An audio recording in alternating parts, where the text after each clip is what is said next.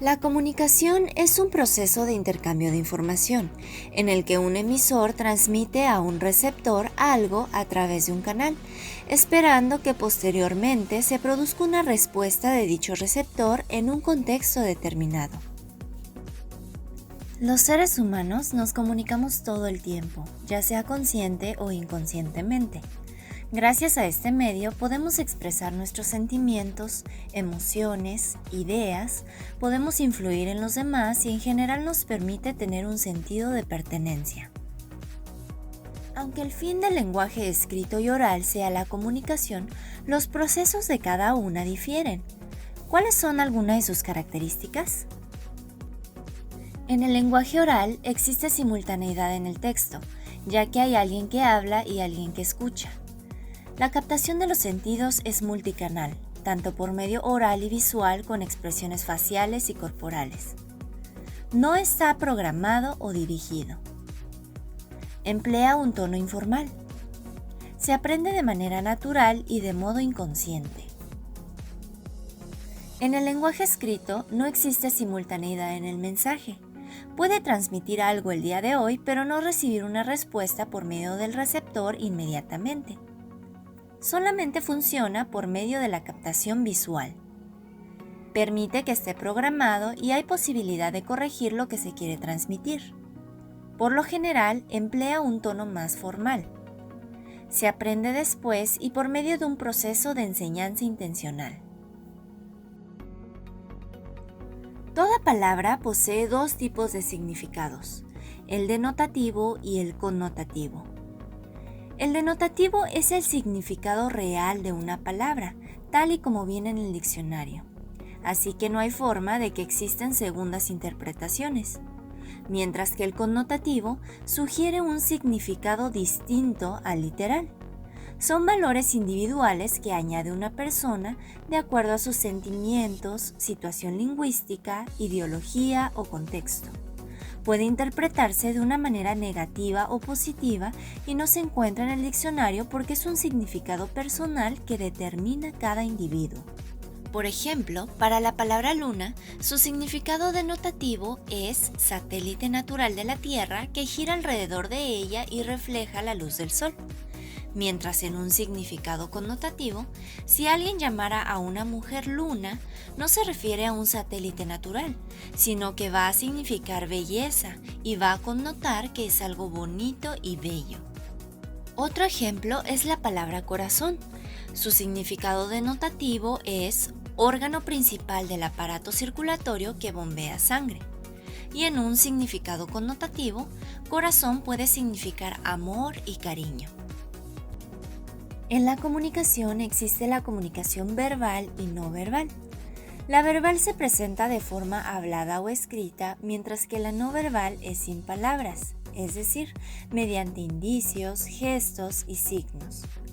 Ambos tipos de comunicación van de la mano, ya que lo que decimos debe estar en armonía con lo que expresamos.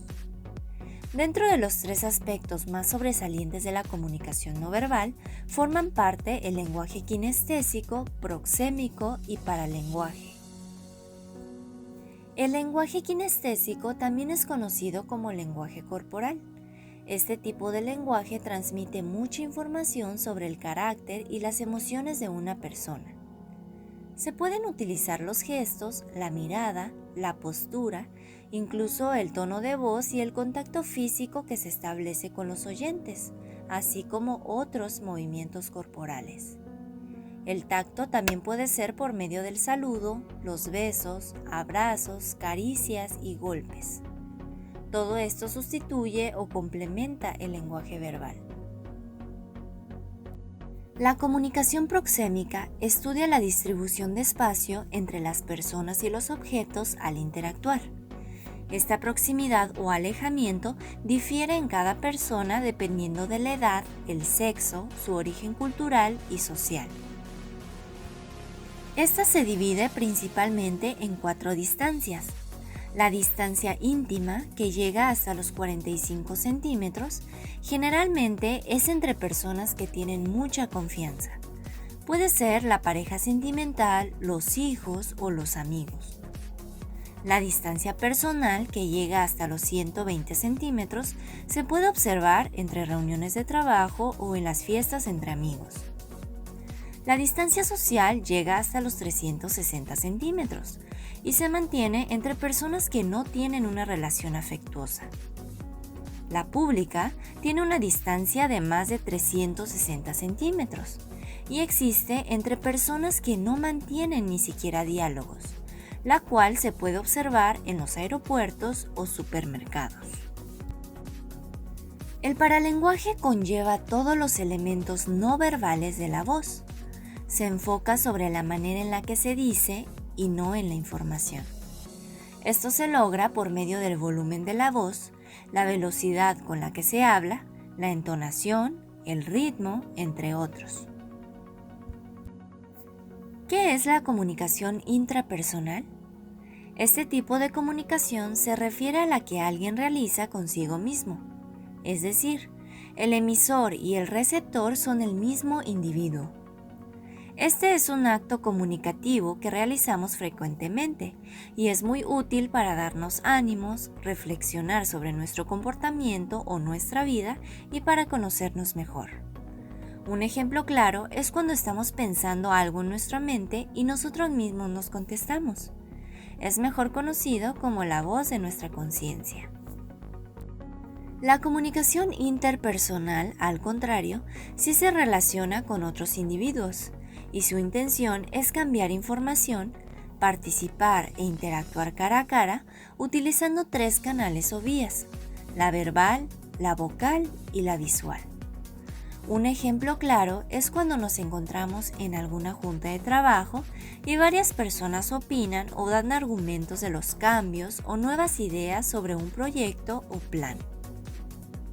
La comunicación intercultural tiene que ver con la comunicación entre diferentes culturas. Se refiere al intercambio de información entre personas o grupos que han experimentado experiencias culturales diferentes o diversas.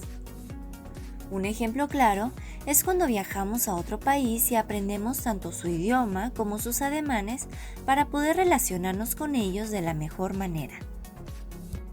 Se dice que el 85% de la comunicación es no verbal, y entender sus diferentes características nos hace poder identificar lo que realmente transmitimos y lo que aparentemente transmiten las demás personas. Si bien las palabras son poderosas para los fines que sean, la intencionalidad y la forma de expresarlas generan efectos positivos o negativos en la comunicación. Una buena comunicación mejora la productividad en nuestros entornos laborales y familiares, y esto hace que el clima laboral y familiar sea capaz para sentirse realizado. Dedicar tiempo en mejorar nuestra comunicación con los demás influye en nuestra calidad de vida y la de nuestro entorno.